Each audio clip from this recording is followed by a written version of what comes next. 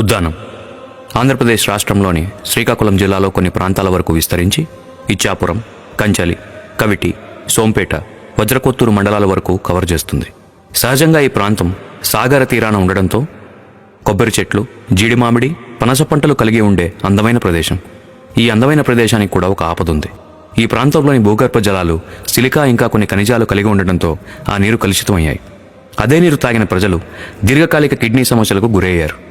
ఇది మాత్రమే అనుకుంటే వీళ్ళకి ఈ కిడ్నీ సమస్యలు రావడానికి అంతుచిక్కని కారణాలు ఎన్నో ఉన్నాయని అప్పటి ప్రభుత్వాలు గుర్తించాయి.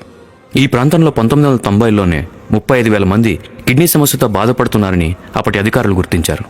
అలా కాలం గడుస్తున్న కొద్దీ 10 ఏళ్లలో 4,500 మంది ఈ సమస్య వల్ల ప్రాణాలు కూడా కోల్పోయారు.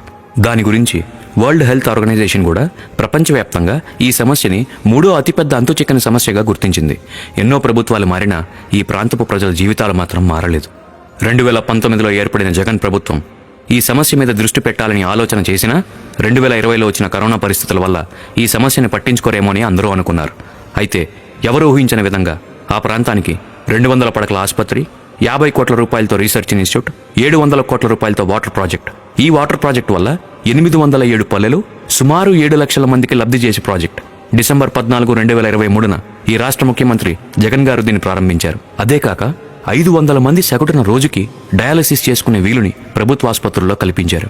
కిడ్నీ సమస్య ఉన్న పేషెంట్లని క్రియాటిన్ మోతాదును బట్టి 0 నుంచి 5% ఉంటే 5,000, 5 నుంచి 10 ఉంటే 10,000 పెన్షన్ అందజేస్తున్నారు. ఈ ప్రభుత్వం ఇచ్చిన మాట నిలుపుకుంది. ఇక ఓటర్ వంతు. ఆలోచించండి. మాటలు చెప్పేవారు కావాలా, మాట నిలుపుకునేవాడు కావాలా?